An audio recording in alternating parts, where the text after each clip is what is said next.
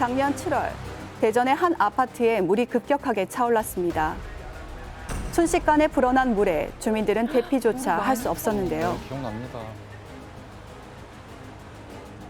벼락치는 우리 담이 다 넘어오는 거야, 이게 담이. 물이 차가지고 차가 잠겼으니 이거 어떻게 이거 뭐 감당도 안 되고 그냥 이게. 이 사고로 인해 총 28세대가 물에 잠기고 한 명의 인명피해가 발생했습니다. 침수 피해를 일으킨 원인은 과연 무엇이었을까요?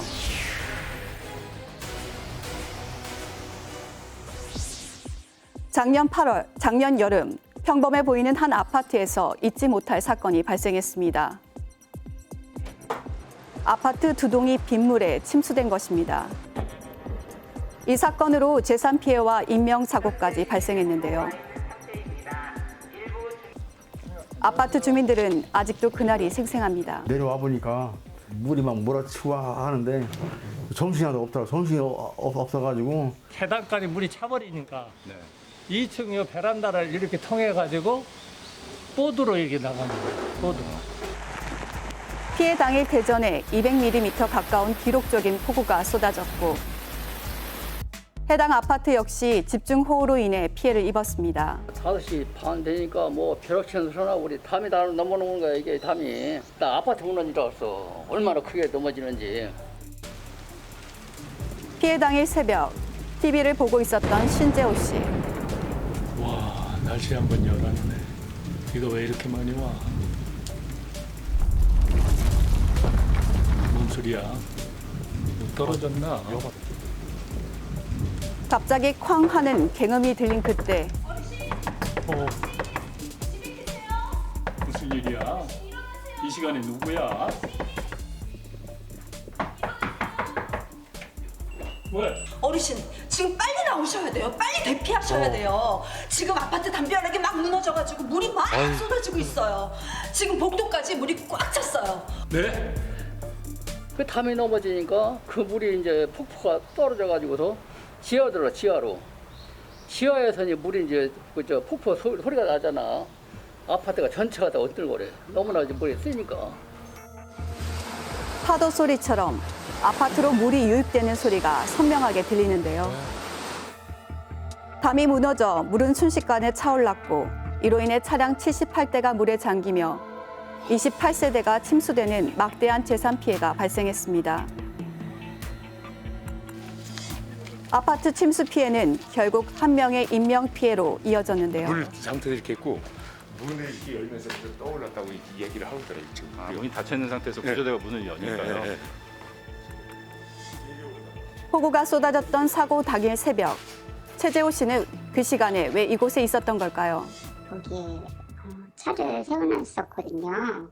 집이 또 서재 겸해서 이제 쓰던 곳이 있어서 왔다 갔다 했었어요. 그래서 이제 살피러 간 거죠. 어떻게 됐는지도 1층이고 하니까. 평소 회사 일로 아내와 떨어져 지내던 최재호 씨. 사고 당일 새벽, 그는 자기 전 아내와 통화를 합니다. 아휴, 아직 잠이 안 와서 책 좀 보고 있어. 이제 자야지. 그래. 아침에 봐. 아휴,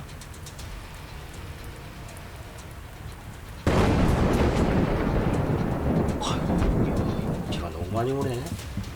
아니, 아파트에 차도 있는데 이거 괜찮으려나? 아휴, 안 되겠어. 한번 가봐야겠다. 아이고. 최재호 씨는 결국 다시 집으로 돌아오지 못했습니다. 익사로 판정이 나왔더라고요. 갑작스럽게 이런 일을 당해서 너무 주무셨으면 어땠을까요? 원망하고 되게 힘들었었죠. 그때 되게 충격을 많이 받았고 왜 이런 일이 발생했을까. 너무 안타깝네요. 사고 당일 새벽 4시경, 아파트에는 아무 이상이 없어 보입니다. 하지만 5시 20분경 갑자기 물이 불어나기 시작하더니 40분 만에 아파트가 완전히 잠겼습니다. 대전 아파트 침수 피해 시그널, 배수로 관리입니다. 주민들은 근본적인 침수 원인이 배수로에 있다고 주장합니다. 이 배수로 마지막 부분에 이 쓰레기들이 꽉 막혀가지고 이게 물이 못 내려갔어요. 못 내려가다 보니까 담장을 무너뜨리고 이게 침수가 돼버린 거거든요. 주민들이 말한 문제의 배수구를 열어봤습니다. 이 정도면은 그 물이 지나가는 데는 문제 없어요. 예, 지장이 없을 것 같은데. 예, 배수로 안은 굉장히 깊고 넓으며 많은 강수량을 감당하기 충분한 크기였습니다. 콩나무라든가 쓰레기가 많이 차였으니까 여기가 이제 올라차면은 하천으로 못 내려갈 거 아니에요. 그러니까 쓰레기 때문에 예, 쓰레기가 막히면은 막히니까 그러니까 여기 칠 수밖에 없죠. 바로 그때 당시 작업하기 전에 바로 여기입니다. 아이. 거진 다 차다시피였어요. 그리고 일반으로 보니까 이렇게 보이는 거예요. 침수 후 물이 빠졌음에도 토사와 폐기물은 상당한 높이까지 올라와 있었습니다. 결국 이런 토사와 폐기물이 배수로를 막아 배수가 제대로 되지 않았다는 것입니다. 이런 것도 여기서 꺼낸 거예요. 이게 다 이런 거. 이게 지금 그 당시에 그러니까 작년에 지하 복개천에서 여기 예, 나오고 여기서 나온 거죠. 여기다. 뭐 별게 다 있어요. 냉장고가 심지어 폐냉장고 떨어져 해가지고 물로 절이 그 계단 쪽으로 흘러서 우리 집 앞으로 돌아서 이렇게 나와. 산 바로 아래 위치한 피해 아파트. 배수로는 산 위에 있는 농지와 아파트까지 이어져 있었습니다. 농지에서는 배수로 막힘의 원인으로 보이는 울타리와 각종 쓰레기들이 발견되었는데요. 하천에 아주 잡쓰레기가 말도 못했어요. 그래서 가서 구청에 가서 내가 얘기를 했던 겁니다. 이게 그 관리를 안 하고 이게 문제가 인재인데 왜 당신들은 그러니까 인재라는 걸 정확하게 인과관계를 나들이 규명하라는 거예요. 침수 원인을 정확하게 파악하기 위해 전문가가 현장 실측을 진행했습니다. 피해 당일 아파트에 들어찬 물의 양과 아파트 안에 직접 내린 비의 양을 비교해 봤을 때 다량의 빗물이 외부에서 유입된 것을 확인할 수 있었습니다. 시간별로 저희들이 구분을 해서 강우량 재료도 분석을 했을 때 최대한 여기서 아무것도 안 빠져나갔을 때 쌓일 수 있는 양은 2천에 불과하다. 그렇지만 실제로 침수량은 10,000 정도 되니까 80%는 책임질 수 없는 양이 넘어왔던 것이다. 이렇게 되는 거죠. 결국은 그는 물이 빠지는 데는 배수로 한 군데밖에 없고 배수로가 어떤 이유에서든지 자기 역할을 못 해줬기 때문에 아파트 쪽으로 물이 넘어왔다. 이렇게 봐야 될 것 같습니다.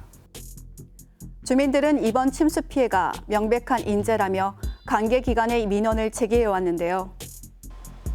관할구청의 입장을 들어보았습니다. 거기에 있던 각종 쓰레기라든지 이런 것들을 구청에서 혹시 제대로 관리를 안 해갖고 그게 한 번에 들어와서 여기에 걸린 게 아니냐. 토사하고 폐기물하고 다 합쳐가지고 215톤이라는 게 나왔어요. 여기서 180톤이라는 자체는 이게 뭐래? 35톤은 뭐 나뭇가지 뭐 지금 비닐 뭐 하여튼 각종 쓰레기 이물질 뭐 이런 게 35톤 정도 나왔어요. 그러니까 상류에 짐승 같은 거 못 들어가게 해놓은 망이나 이런 것들이 워낙에 이제 많더라고요. 근데 이런 것들이 이제 그때 다 들어갔다고 보는 거죠 지금. 그러니까 이것만 얘기하는 거예요. 아 이것 때문에 그랬다. 이제 이렇게만 그냥 단순하게 생각하는 거예요. 이제. 지자체 자체 조사로 아파트 침수 피해는 자연재해란 결론을 냈습니다. 자연재해라는 명목 속에 주민들은 1년 전 참사를 다시 견뎌내야 하는 걸까요? 불도 무섭지만 물도 무섭다는 것을 아주 절실히 느꼈고 생애 이런 일은 다시 겪어야 되지 않겠다. 참 무섭다. 불안하죠. 지금도 비 온다고 그러니까 작년 생각이 나는 거예요. 혹시나 또 그렇게 해서 물이 들어와서 또 집을 나가진 않을는가 그런 염려가 내 마음속에 있습니다. 해당 지자체는 침수를 예방하고자 차단막 설치 등 침수 방지 사업을 추진하고 있습니다. 자연재해 위험지구라 해가지고 여기 뭐 370억을 들여가지고 유역을 하고 있어요. 이제 그걸로 이제 예산을 세워서 이 아파트 자체가 그냥 저지되어 있잖아요.